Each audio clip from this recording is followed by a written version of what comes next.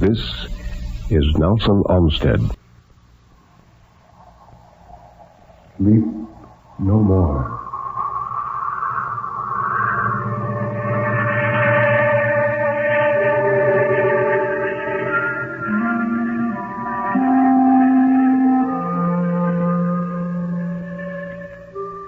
Sleep no more.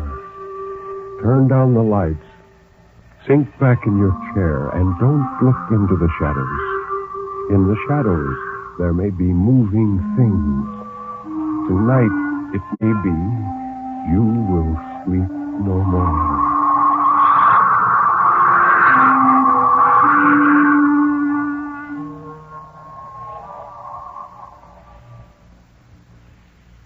Good evening.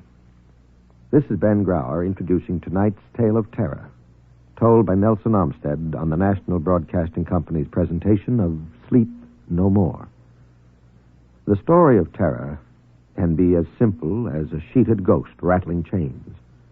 It can be a complex and hidden world of horror, lurking in such unholy dimensions as only the dead and the moonstruck can glimpse. Or it can be those terrible, fathomless shadows which lie buried deep in the primitive mind of civilized man. And for this evening, well, Nelson Olmsted, tell us about this evening's story. Thank you, Ben. We have two stories tonight, and the first of these is by a favorite author of mine, a citizen of Roanoke, Virginia, by the name of Nelson S. Bond. Every time I think of this story, I'm reminded of a certain limerick which goes, "The other night upon the stair, I saw a man who wasn't there. He wasn't there again today. How I wish he'd go away." And that might very well serve as the theme of the first story. It's called Mr. Mergenthurkers, Loblies.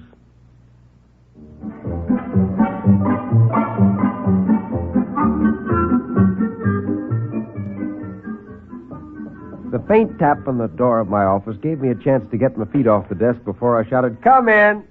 The door swung open hesitantly, and I saw him. "Yeah?" I said. He stood there, blinking at me apologetically. Tiny man, hardly more than 5'1", maybe 2, with sand-colored hair and eyes. His clothing was plain but neat, and he was nervous, and he said, Are you the man who takes the news?" "Who? Me? Oh, certainly. I'm the whole darn newspaper. I write the front page, lay out the ads, draw the cartoons, dig up the dirt, and sell the papers on the street. What do you want, anyway?" Why, I just wanted to tell you there's going to be a murder this afternoon. Well, nice going, Mr. Mergenthurker.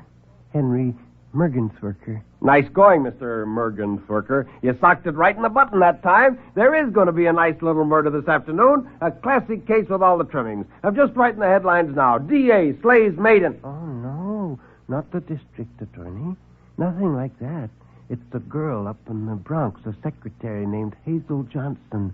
She's going to be killed with a hammer. What's the gag? You know the girl? Me? No, never saw her in my life. Then how do you know about the murder? They told me. He gestured vaguely toward the door with one hand. They? Who? My Loblies. The big one's name is Japheth. The little one's named after me. They tell me everything. Now, wait a minute, buddy. Are you trying to tell me there's somebody in this room besides you and me? Oh, don't tell me you can't see them. So few people can. It's all because they will change color. If only they'd stay put. But no, they're forever... Listen, Mr. Watsits, I got things to do, but worrying about your DTs isn't one of them. Now, scram! I pushed him, indignantly protesting, through the door. It wasn't 10 minutes later, the boss shoved open his door and let out a blast to high heaven. "Holy Godshaw! Get McGuire and light out for the Bronx! There's a hammer killing up there! A gal named Johnson! Hazel Johnson!"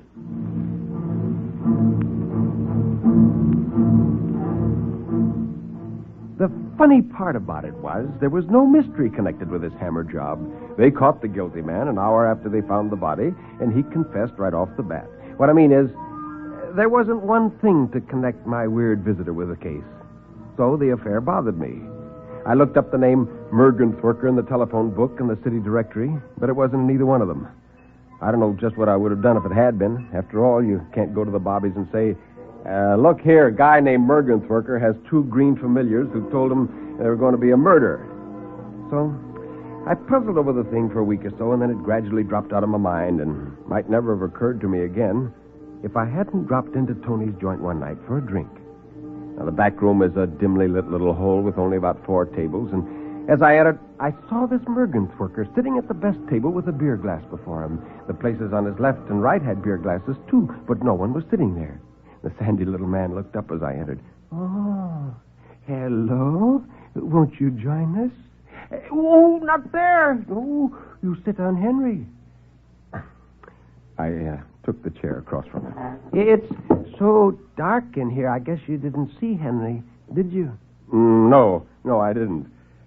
Listen, buddy, I've been looking for you. How did you know about that Johnson murder? My Loblies. My Loblies told me. Henry here and Japheth? Yes, certainly. They tell me all sorts of things. For instance, did you know the Second National is going to be robbed on Tuesday? The Second National? Yes. 4 men in a blue car will hold it up at 3:30 p.m. Only the police will catch them. They're going to smash up the car trying to escape. Oh, got all the details, haven't you? I always have all the details. I had all the details before, but you... Well, it doesn't matter. Will you call Tony, please? Japheth wants more beer. I gulped and stared at Japheth's glass. Or maybe I stared first and then gulped. The glass was empty. And I would swear on a stack of proof sheets that I'd been watching Mr. Mergenthurker every instant since I'd come in, and he hadn't drunk that beer himself. Say, does he drink very much beer? Oh, barrels. Both he and Henry. But what can I do? If I don't buy it for them, they make scenes. Scenes? Yes. You know, pinch people on buses and whisper things to girls, and especially pretty girls and young girls. Oh, Henry's the worst. He just doesn't seem to care what he says to young girls. Mergenthurker, either you're off your trolley or I am. You call Japheth and Henry Loblies. Now, what do you mean by that? Why, that's what they are, of course. But how or where did you get them? I've always had them. Ever since I was very young. Japheth came first, but he was lonely, so after a while the little one came too. We named him Henry, after me. Of course, he was very young when he came, and he had some perfectly awful habits at first, but he's starting to get over them now. Habits? What kind of habits? Oh, Lobley habits. Things like Pwidgeton and Rickentrokes and... What's that? Oh, Japheth says you wouldn't understand. Do you mind? Not at all, no. Say, Mergenthurker, I've got to run along now, but I wish you'd drop in at our office again someday soon and bring the Loblies with you. Thank you. I will. I rose from the table, reaching for my hat. Oh, Japheth and Henry say thank you for the beer. I glanced at the table swiftly, and once more, the beer glasses were empty.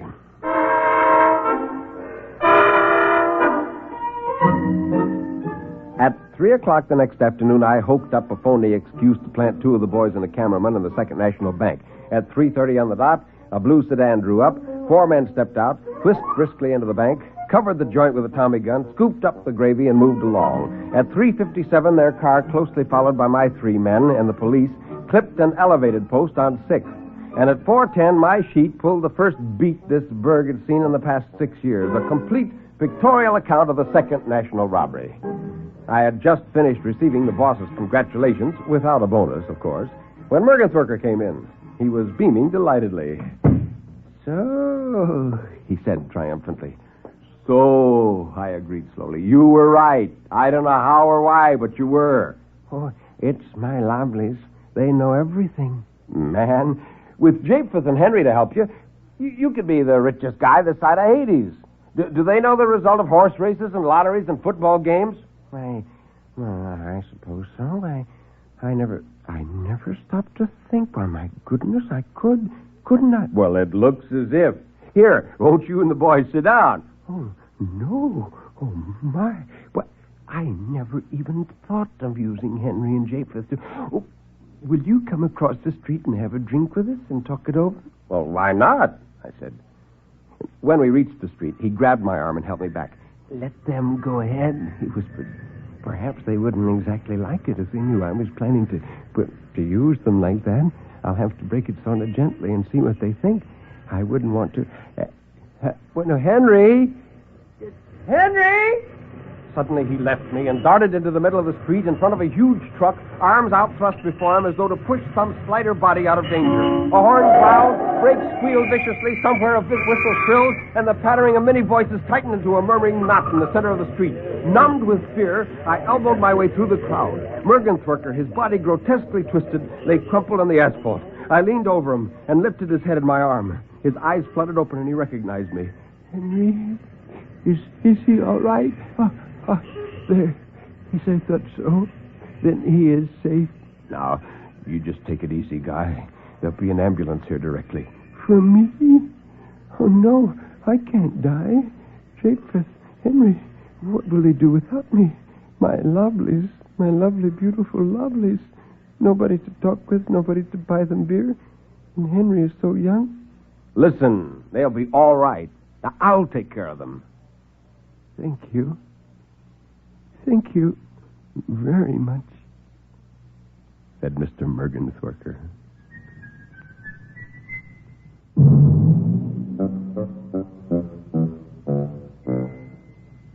This has been Nelson S. Bond's short story, Mr. Mergenthurker's Loblies, as told by Nelson Olmsted.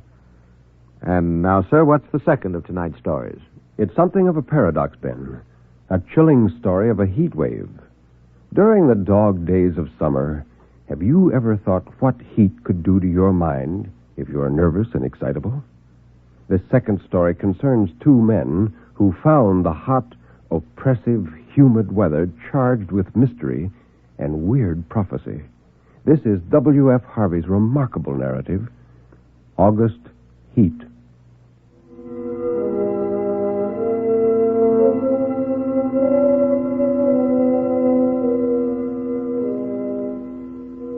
Fenistone Road, Clapham, August 14th. My name is James Clarence Wittencroft. I'm 40 years old, in perfect health, never having known a day's illness. By profession, I'm an artist. This morning, after breakfast, it was oppressively hot. And I'd just made up my mind that the coolest and most comfortable place in the neighborhood would be the deep end of the public swimming bath when the idea came, and I began to draw. The final result for a hurried sketch was, I felt sure, the best thing I had done. It showed a criminal in the dock immediately after the judge had pronounced sentence. The man in the picture was fat, enormously fat. I rolled up my sketch and, without quite knowing why, placed it in my pocket. And then, with a rare sense of happiness which the knowledge of a good thing well done gives, I left the house. I believe that I set out with the idea of calling upon Trenton, for I remember walking along Lytton Street and turning to the right along Gilchrist Road at the bottom of the hill where the men were at work in the new tram lines. From there onwards, I have only the vaguest recollections of where I went. The one thing of which I was fully conscious was the awful heat that came up from the dusty asphalt pavement as an almost palpable wave. I longed for the thunder promised by the great banks of copper-colored cloud that hung low over the western sky. I must have walked 5 or 6 miles when a small boy roused me from my reverie by asking the time. It was 20 minutes to 7. When he left me, I began to take stock of my bearings. I found myself standing before a gate that led into a yard bordered by a strip of thirsty earth, where there were flowers, purple stock and scarlet geraniums. Above the entrance was a board with the inscription, Charles Atkinson, monumental mason, worker in English and Italian marbles. From the yard itself came a cheery whistle and the noise of hammer blows and the cold sound of steel meeting stone. A sudden impulse made me enter. A man was busy at work in a slab of curiously veined marble. He looked up as he heard my steps and stopped short. Why, it was the man I had been drawing, whose portrait lay in my pocket. He sat there, huge and elephantine, the sweat pouring from his scalp, which he wiped with a red silk handkerchief. But though the face was the same, the expression was absolutely different. He greeted me, smiling, as if we were old friends, and he shook my hand. I apologized for my intrusion, and I said, "Everything is hot and glary outside. This seems like an oasis in the wilderness." And he replied, "Well, I don't know about the oasis, but it certainly is hot. Oh, there's blazes. Take a seat, sir." And he pointed to the end of the gravestone on which he was at work. And I sat down and I said, "That's a beautiful piece of stone you've got hold of." And he shook his head. "No, in a way it is. Well, the surface here is as fine as anything you could wish, but there's a big flaw at the back there. I don't expect you'd ever notice it. I could never make a really good job of a bit of marble like that. It would be all right in the summer like this. Wouldn't mind the blasted heat. But wait till the winter comes. There's nothing quite like the frost to find out the weak points in stone." "Well, then, what's it for?" "Well, you'd hardly believe me if I was to tell you it's for an exhibition. But it's the truth.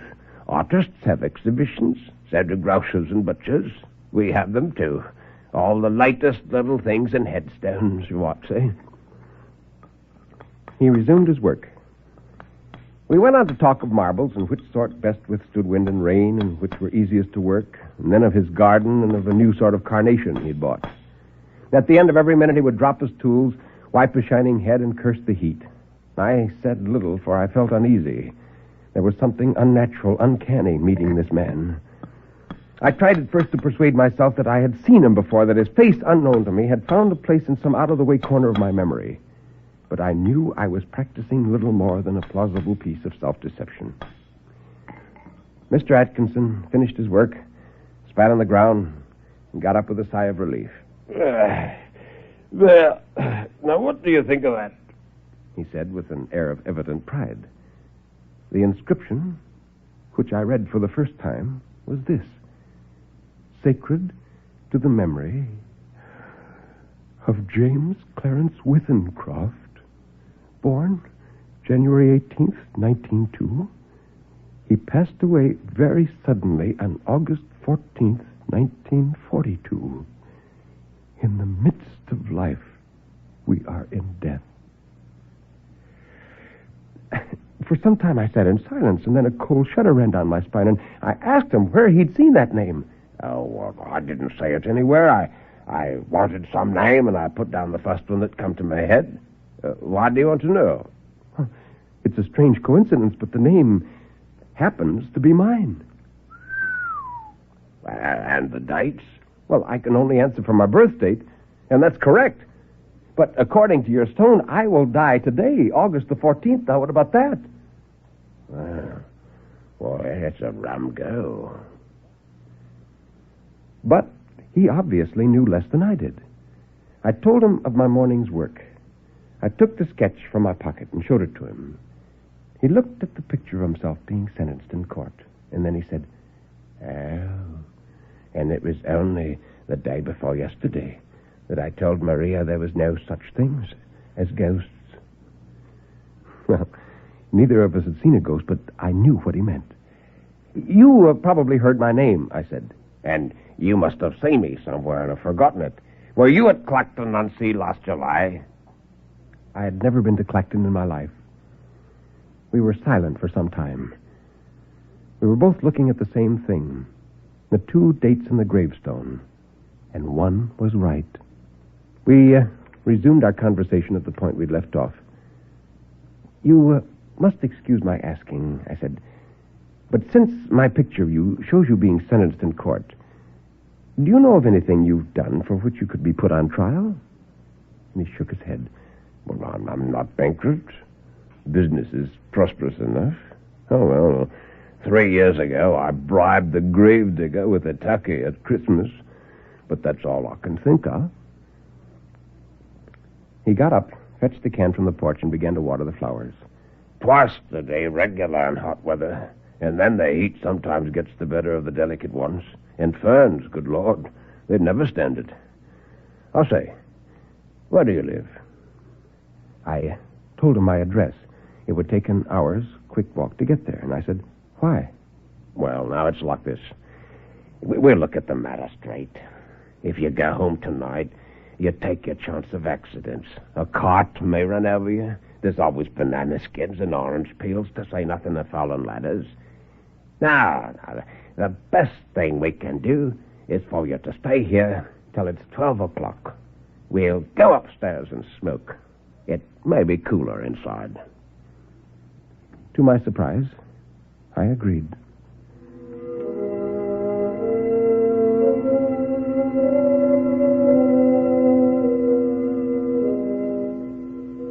We are sitting in a long, low room beneath the eaves.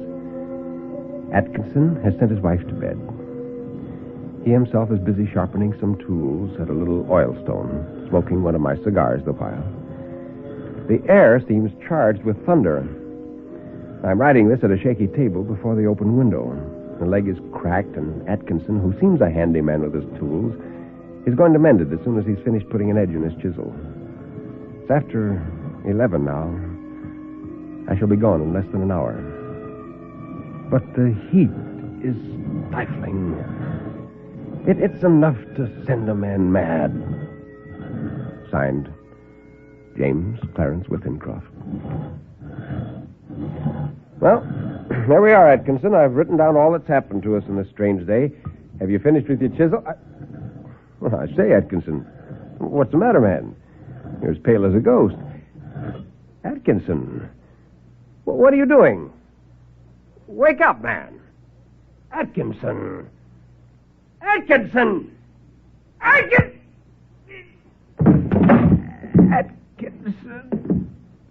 what have you done?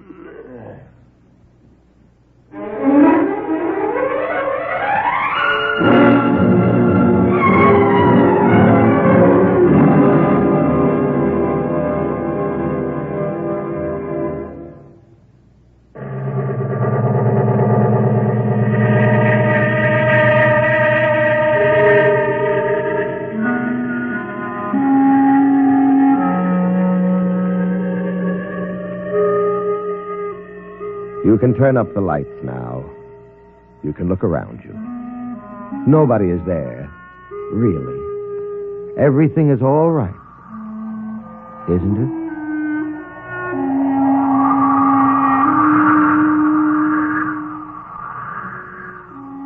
Step over here, Nelson Armstead, and tell us about next week's story. Next week, Ben, we again have two stories. This time, both are by the same author, Michael Fessier. They are called Over the Hill and The Man in the Black Hat.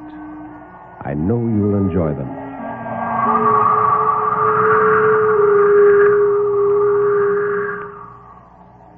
You've been listening to Sleep No More, an NBC Radio Network production directed by Kenneth McGregor. Mr. Armstead's albums are recorded exclusively for Vanguard Records. Until next week, when Nelson Armstead will again be here in person, this is Ben Grauer bidding you all good night.